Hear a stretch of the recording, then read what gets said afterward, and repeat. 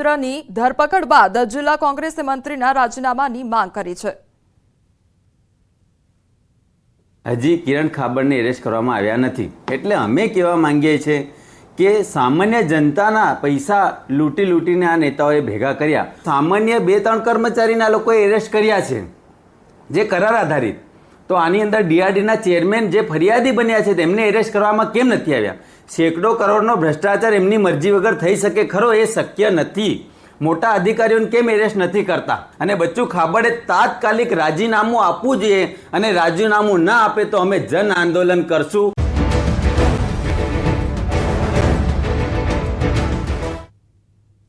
Break બાદ આપનું સ્વાગત છે। સમાચારમાં આગળ વધીએ તો કાળઝાળ ગરમીમાં હોસ્પિટલમાં દર્દીઓનું દર્દ વધ્યું છે। ગરમીમાં દર્દીઓ ઘરેથી પંખા લાવવા માટે મજબૂર બની ગયા છે।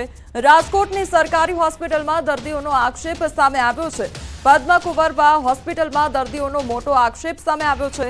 ગરમીને કારણે હોસ્પિટલમાં સગર્ભાઓ પરેશાન થઈ રહી છે।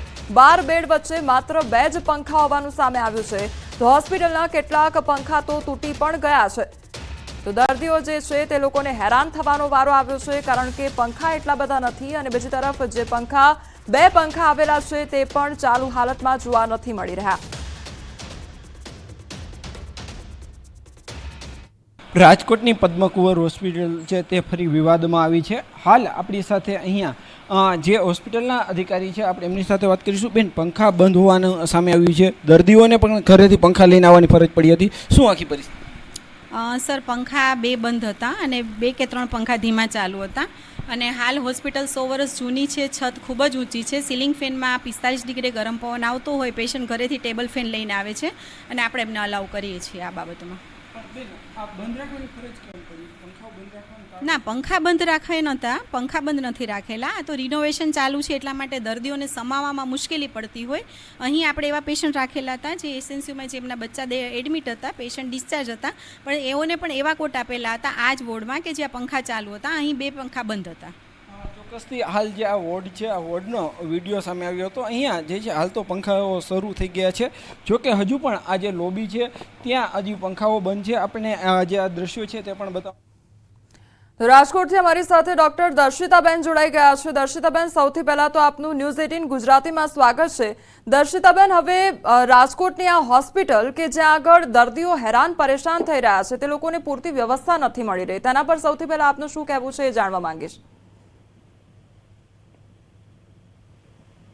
हेलो जी, आपने अवाज આવી રહ્યો છે?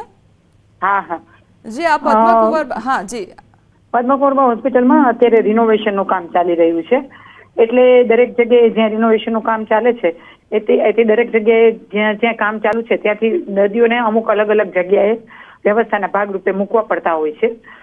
જે કંઈ પણ થોડો પંખાનો અને ઘર લીધો પ્રશ્ન આવ્યો છે એ બાબતે મેં સંબંધિત સુપ્રિન્ટેન્ડન્ટશ્રીને અને ત્યાં ઇન્ચાર્જ મેડિકલ ઓફિસર ને તરત જ જાણ કરી દીધી છે કે તાત્કાલિક બધા જ પંખા રિપેર કરવામાં આવે, અને જે પણ જગ્યાએ વધારે ગરમી લાગતી હોય જે જગ્યાએ, તો એ જગ્યાએ દર્દીઓને મૂકવામાં ન આવે। અને બીજું, જ્યાં કાંઈ પણ એવી તકલીફ પડતી હોય તો છેવટે બીજા બહારથી પણ પંખાની વ્યવસ્થા કરી અને દર્દીની સુવિધામાં સંપૂર્ણપણે એનું ધ્યાન રાખવામાં આવે।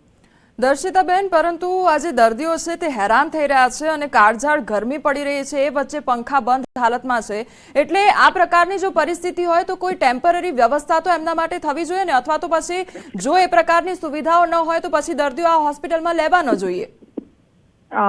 તમારી વાત સાચી છે, પરંતુ એ બાબતે જ મેં સુપ્રિન્ટેન્ડન્ટશ્રીનું ધ્યાન દોર્યું છે કે તમારે અહીંયા રિનોવેશન ચાલતું હોવાથી પેલા કોઈ દર્દીને અમુક વૈકલ્પિક જગ્યાએ મૂક્યા હતા, એટલે મેં અત્યારે સૂચના આપી દીધી છે કે તમામ જગ્યાએ જ્યારે પણ તમે દર્દીને શિફ્ટ કરો ત્યારે પહેલા ત્યાં બધી વ્યવસ્થા ઊભી કરી અને પછી તમે દર્દીને ત્યાં શિફ્ટ કરો, કે જેથી કરીને દર્દીને કોઈ નુકસાની ન પડે। ને અત્યારે તમામ જગ્યાએ એ લોકોએ વૈકલ્પિક વ્યવસ્થા ઊભી કરવા માટેની કાર્યવાહી ચાલુ કરી દીધી છે। દર્શિતાબેન, તમે કહ્યું કે રિનોવેશન ચાલી રહ્યું છે એટલા માટે જે દર્દીઓ છે તેમને અલગ જગ્યાએ ખસેડવામાં આવ્યા છે, એટલે રિનોવેશનની કામગીરી જો ચાલી રહી છે તો શું એ બાબતનું પણ ધ્યાન રાખવામાં આવ્યું છે કે દર્દીઓને કોઈ પણ પ્રકારનું નુકસાન ન પહોંચે? કારણ કે જનરલી જ્યારે એટલા માટે દર્દીઓને નુકસાન ન પહોંચે એટલા માટે થઈને જ એમને વૈકલ્પિક જે બીજી રૂમો હતી ત્યાં કે એમને તકલીફ ન પડે અને એમ નુકસાન ન પહોંચે એટલા માટે થઈને જ એમને બીજી વૈકલ્પિક જે જગ્યાઓ અને રૂમ હતી ત્યાં એ લોકોને મૂકવામાં આવ્યા હતા।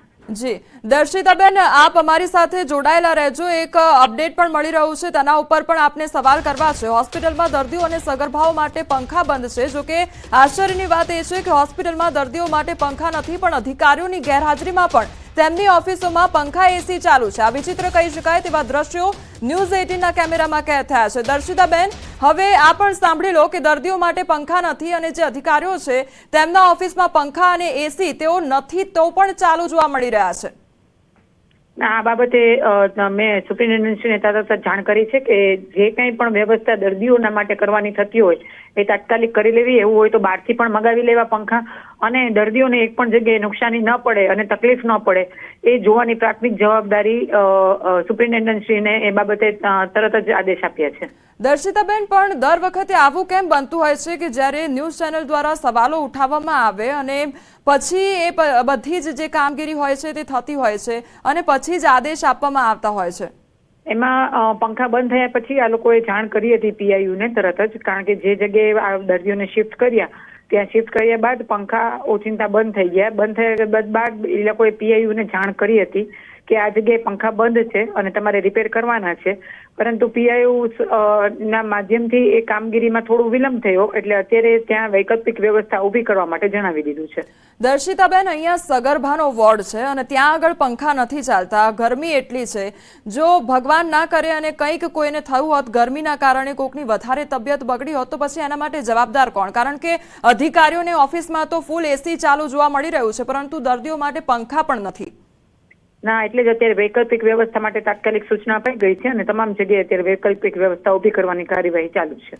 જી, આપ અમારી સાથે જોડાયા તે બદલ આપનો આભાર. તો આ બંને તસવીર જોઈ લો કે જ્યાં એક તરફ અધિકારીઓની જે ઓફિસ છે ત્યાં એસી ધમધમી રહ્યા છે, ફૂલ એસી ટેમ્પરેચરમાં જે આખી ઓફિસ છે તે જોવા મળી રહી છે અને અધિકારી ત્યાં આગળ હાજર નથી, તેમ છતાં પણ એસી અને પંખો ચાલુ છે. બીજી તરફ એ દર્દીઓની દુર્દશા જોઈ લો કે તેમને પંખો પણ અત્યારે નસીબ નથી.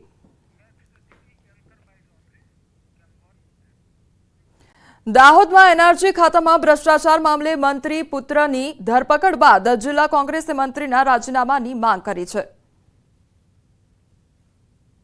હજી કિરણ ખાબડને એરેસ્ટ કરવામાં આવ્યા નથી, એટલે અમે કહેવા માંગીએ છીએ કે સામાન્ય જનતાના પૈસા લૂંટીને આ નેતાઓએ ભેગા કર્યા. સામાન્ય 2-3 કર્મચારીના લોકોએ એરેસ્ટ કર્યા છે જે કરાર આધારિત. તો આની અંદર ડીઆરડીના ચેરમેન જે ફરિયાદી બન્યા છે તેમને એરેસ્ટ કરવામાં કેમ નથી આવ્યા? સેંકડો કરોડનો ભ્રષ્ટાચાર એમની મરજી વગર થઈ શકે ખરો? એ શક્ય નથી. મોટા અધિકારીઓને કેમ એરેસ્ટ નથી કરતા? અને બચ્ચુ ખાબડે તાત્કાલિક રાજીનામું આપવું જોઈએ, અને રાજીનામું ના આપે તો અમે જન આંદોલન કરશું. હાલ સમાચારોમાં બસ આટલું જ. વધુ સમાચાર માટે આપ જોતા રહો ન્યૂઝ 18 ગુજરાતી. નમસ્કાર.